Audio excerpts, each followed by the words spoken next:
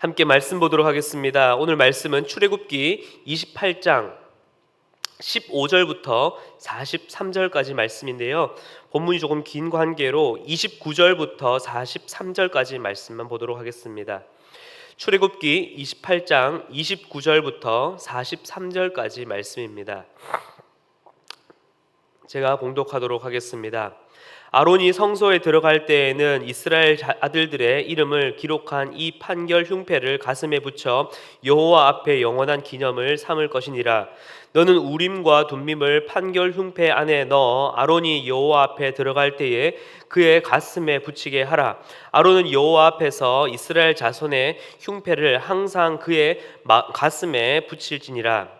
너는 에봇 받침 겉옷을 전부 청색으로 하되 두 어깨 사이에 머리 들어갈 구멍을 내고 그 주위에 갑옷 깃같이 깃을 짜서 찢어지지 않게 하고 그 옷 가장자리로 돌아가며 청색, 자색, 홍색 실로 성류를 수놓고 금방울을 간격을 두어 달되 그 옷 가장자리로 돌아가며 한 금방울 한 성류 한 금방울 한 성류가 있게 하라. 아론이 입고 여호와를 섬기러 성소에 들어갈 때와 성소에서 나올 때에 그 소리가 들릴 것이라. 그리하면 그가 죽지 아니하리라. 너는 또 순금으로 패를 만들어 도장을 새기는 법으로 그 위에 새기되 여호와께 성결이라 하고 그 패를 청색 끈으로 관 위에 매되 곧 관 전면에 있게 하라. 이 패를 아론의 이마에 두어 그가 이스라엘 자손이 거룩하게 드리는 성물과 관련된 죄책을 담당하게 하라. 그 패가 아론의 이마에 늘 있으므로 그 성물을 여호와께서 받으시게 되리라. 너는 가는 배실로 반포 속옷을 짜고 가는 배실로 관을 만들고 띠를 수놓아 만들지니라.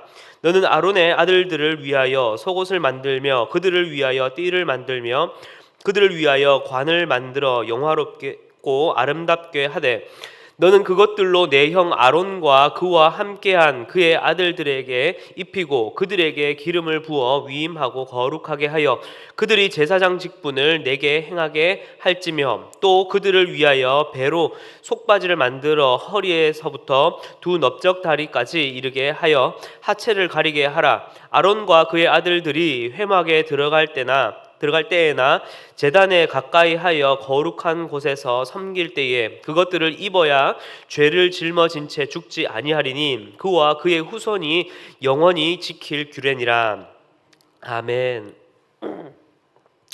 1979년 이 미국의 심리학자 R.D. 존슨과 그리고 엘 다우닝은 여학생 60명을 대상으로 사람은 자신이 입는 옷만으로도 그 심리가 바뀔 수 있을까라고 하는 이 질문에 대해서 실험을 했다고 합니다. 그래서 절반의 이 실험 대상자들에게는 KKK라고 하는 이 백인 우월 단체의 유사한 복장을 입혔고 다른 절반의 인원에게는 이 간호사 복장을 입혔다고 합니다.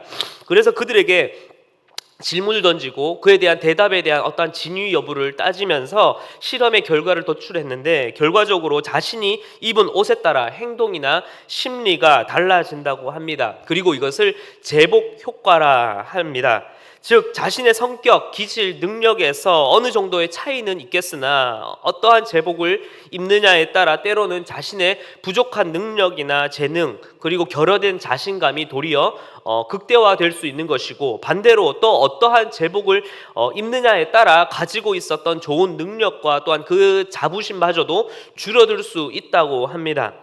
오늘 말씀은 어제에 이어서 이 제사장의 의복에 대해서 살펴보고 있는데요. 오늘 말씀에서는 흉패와 관을 비롯한 제사장의 여러 좀 구체적인 옷에 대해서 설명을 하고 있습니다. 당대 가장 아름답고 고귀한 재료로 만들어진 이 제사장의 의복은 오늘 본문에서 쭉 길게 여러 가지 방법과 또한 여러 가지 재료들을 또한 그 만드는 과정들을 설명하고 있지만 우리가 이 안에서 집중해 보아야 할 것은 그 제사장 의복의 아름다움을 뛰어넘어서 그 안에 하나님께서 부여하신 이 제사장직에 가지고 있는 의미와 그리고 이것이 우리에게 어떻게 성취되어져 가고 있는가에 대해서 우리는 조금 관심을 가지고 살펴보아야 할 것입니다. 먼저 오늘 말씀에서 설명하고 있는 이 제사장의 복장을 좀 간단하게만 좀 살펴보자면, 먼저 15절에서는 이 판결 흉패에 대해서 설명을 하고 있습니다. 이 흉패는 가로 세로 이렇게 한 뼘씩 되는 이 천으로 만들어졌는데, 금실과 청색, 자색, 홍색 실과 가늘게 꼰 배실을 엮어서 정교하게 짠 이 두 장이 겹쳐지게 됩니다. 그래서 이 사이에는 이 우림과 둠림을 담을 수 있는 주머니가 되는 일종의 가슴 바지가 되는 것입니다. 그리고 거기에는 가장 귀한 12가지의 이 보석을 붙이게 되는데요. 이것은 에봇에 있는 그 보석처럼 12지파의 이름을 새겨서 이 12지파를 상징하게 됩니다. 그리고 이 흉패 위와 아래에는 금 사슬과 고리를 만들어서 이 흉패를 착용할 수 있도록 만들었습니다. 다음으로는 이 제사장의 겉옷입니다. 겉옷은 모두 청색으로 된 천에다가 머리와 그리고 팔, 어깨를 낼 수 있는 구멍을 내고 그것이 찢어지지 않도록 깃을 짜서 만들어 입게 하였습니다. 특히 이 옷 하단 끝에는 금방울과 석류를 교차로 달아서 제사장이 움직일 때마다 이 방울 소리와 이것이 부딪히는 소리가 나도록 하였습니다. 그리고 함께 또 볼 것은 머리에 쓰는 관입니다. 이 관에서 무엇보다 특징적인 것은 이 순금으로 패를 만들어서 여호와께 성결이라는 문구를 이 이마에 새기도록 하였습니다. 그 외에 또 속옷과 띠 또한 이 겉옷 안에 꼭 입도록 하고 또 이것을 매도록 하여서 이 모습으로 제사장들은 그 자신의 이 직분을 감당하라고 오늘 말씀에서 이야기를 하고 있습니다. 좀 더 구체적으로 살펴보지는 못하였지만 앞서 나누었듯 우리는 이 복장이 가지고 있는 의미와 그 안에 담긴 이 하나님의 이 메시지를 우리는 조금 파악해 볼 필요가 있습니다. 가장 먼저 이러한 제사장의 복장은 12지파를 대표하는 의미를 가지고 있습니다. 가슴에 흉패에 있는 이 12보석에는 12지파의 이름이 쓰여져 있었는데, 이는 앞서 보았던 이 에봇처럼 제사장이 하나님 앞에 나아갈 때에 이스라엘을 항상 기억하게 하는 이 상징으로 쓰여졌고요. 그래서 이 이스라엘을 대표로 하여서 이 제사장이 하나님께 나아가서 온전히 하나님의 뜻과 그 판결을 구하는 것으로 쓰여졌습니다. 그리고 머리에 쓰는 관 또한 제사장 이 이마에 여호와께 정결이라고 하는 문구가 적혀 있는데, 이 또한 자신이 대표하고 있는 이 이스라엘 온 지파와 그리고 제사장 자신 또한 하나님께 어떠한 모습으로 어떠한 마음가짐으로 나아가야 할지에 대해서 보여주고 있는 상징입니다. 겉옷에 달린 이 금방울과 석류 또한 그 소리로 이 제사장의 움직임과 그 동태가 온 지파들에게 또 알 수 있었기에 언제나 하나님과 백성들 앞에서의 이 제사장은 그 대표자로 항상 그 모습을 정결하게 갖출 수 있도록 하는 일종의 장치가 되었던 것입니다. 두 번째로 이 제사장의 복장은 정결과 거룩을 의미합니다. 가슴에 들어간 이 모든 재료는 에봇에 들어간 동일한 재료로 가장 고귀하고 비싼 재료로 엮어졌습니다. 또 12개의 보석 또한 번역의 차이가 있어서 그 보석들이 하나하나 다 어떠한 보석인지는 정확하게 알 수는 없지만 당시에 확실한 것은 당시에 가장 값비싼 보석들로 만들어졌다라는 것입니다. 그런데 이 재료의 가치와 거룩함이 무슨 연관성이 있느냐 우리는 생각할 수 있습니다. 이때 우리는 이 성막을 만드는 이 과정과 그 재료를 함께 조금 떠올려서 생각해 볼 필요가 있는데요. 성막 또한 하나님의 임재가 거하는 장소, 이 지성소에 가장 가까울수록 가장 고귀한 재료로 쓰였다는 것을 알 수 있습니다. 바로 거룩의 차등 원칙이 적용된 것이지요.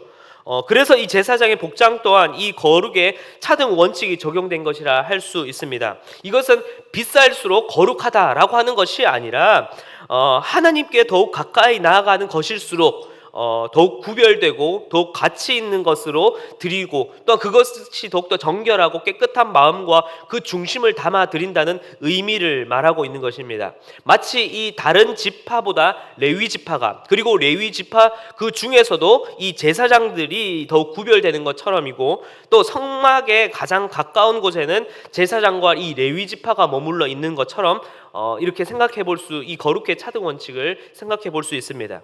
즉 제사장의 복장의 그 재료에서부터 거룩과 정결을 이미 제사장은 구별된 모습으로 지키고 있고 그렇게 선별되어져 있다는 것을 우리는 찾아볼 수 있습니다. 그리고 또한 이 겉옷의 금방울과 석류 그리고 이 속옷 또한 제사장의 거룩성을 지키도록 하는 이 장치였습니다. 속옷과 이 금방울 소리는 제사장 자신이 함부로 자신의 하체를 범하지 않도록 하여서 제사장이 항상 거룩함을 지킬 수 있도록 하여서 결국에는 이 35절처럼 제사장이 거룩한 하나님 앞에 나아갈 때에 그 소리로 죽지 않게 하는, 정결케 하는 이 역할을 하였던 것입니다. 머리에 쓰는 관 또한 그 앞에 쓰여져 있는 이 문구를 통하여서 하나님께 이 거룩한 성물을 드리러 나오는 이스라엘 백성들의 죄책을 바로 이 제사장이 하나님 앞에서 거룩함을 지켜서 그 앞에 쓰여진 대로 거룩함을 지켜서 그들이 하나님께 용서를 받고 그 성물을 가지고 나아갈 수 있도록 역할을 하는 것이 바로 이 제사장의 역할이었습니다. 마지막 세 번째로 이 제사장의 의복이 가지고 있는 의미는 바로 백성들의 죄책을 담당하는 것을 의미합니다. 가슴에 흉패를 단 이 제사장은 12지파를 대표하여서 거룩과 정결함으로 하나님의 뜻을 구하기 위하여 하나님께 나아갑니다. 그런데 이때 머리에 쓴 이 관에 있는 그 문구를 우리는 기억해야 할 것입니다. 사실 이스라엘 백성들은 하나님 앞에 나아갈 수 없는 백성들, 그러한 자들입니다. 그러나 그들이 성물을 드리러 갈 수 있는 길은 단 하나, 바로 이 제사장을 통해서였습니다. 그래서 제사장은 자신을 비롯한 온 백성의 죄악이나 허물로 받을 그 심판의 위험성을 바로 자신이 그 모든 것을 감당하고 담당해서 나아가는 것이고, 그렇게 나아갈 수 있는 것이 바로 머리에 쓰여져 있는 이 여호와께 정결이라는 그것을 새기고 있기 때문에, 또 그것을 자신의 마음과 삶에 새겼기 때문에 하나님께 나아갈 수 있는 그 통로가 되는 것입니다. 즉 제사장은 백성을 위해 자신을 하나님께 내어드림으로 백성들이 하나님께 성물을 바치러 기꺼이 나올 수 있게 하는 이 은혜의 통로의 역할을 감당했던 것입니다. 그래서 그 제사장 복장에서 쓰여져 있는 그 문구는 매우 중요한 의미를 가지고 있는 것이죠. 그런데 이 위대하고 막중한 임무를 가진 자, 이 아론은 이 대제사장이었지만은 사실 한 사람에 불과했습니다. 아론 또한 이후에 범죄를 저지르고 죄에 쓰러지는 모습을 우리는 말씀을 통해서 볼 수 있습니다. 제복이라는 장치가 한 사람을 위대하게 만들 것이라 기대했고, 의복의 규례라는 것이 인간의 연약함을 다 감출 수 있을 것이라 그렇게 생각했지만 그러하지 못했던 것입니다. 이는 분명히 한계가 있었고 한시적이었고 영원하지 못했습니다. 그래서 하나님께서는 어떻게 하셨습니까? 바로 하나님의 아들 독생자 예수 그리스도를 우리에게 보내주셨습니다. 히브리서 7장의 말씀에 따라 예수님께서는 아론의 반차를 따르지 않고 멜기세덱의 반차를 따르는 영원한 제사장이 되십니다.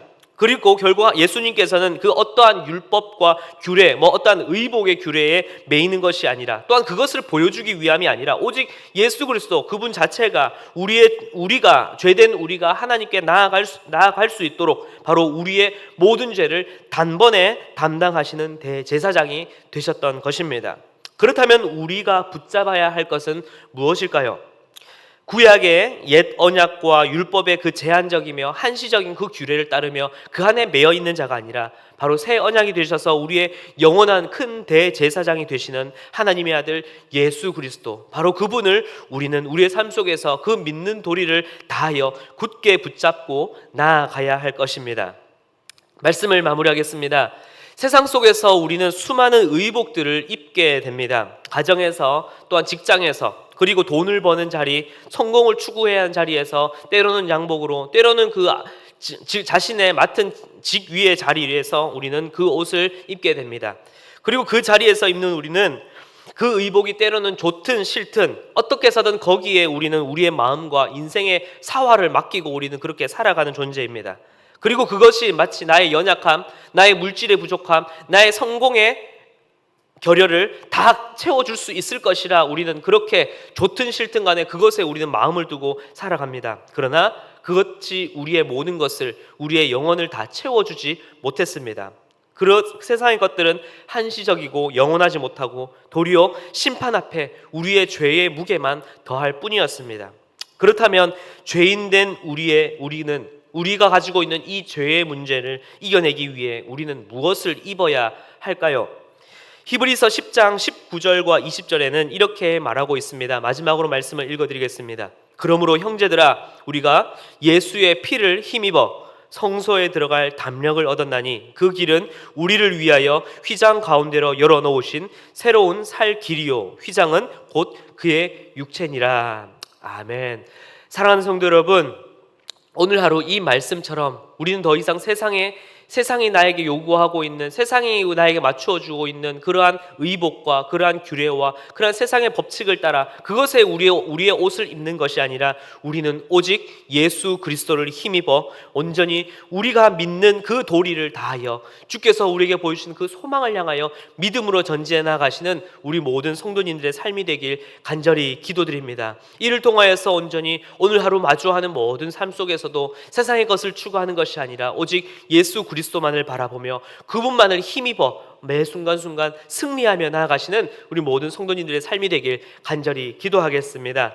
함께 기도하겠습니다. 사랑과 은혜가 풍성하신 주님, 우리는 이 세상을 살아가면서 수많은 의복을 입게 됩니다.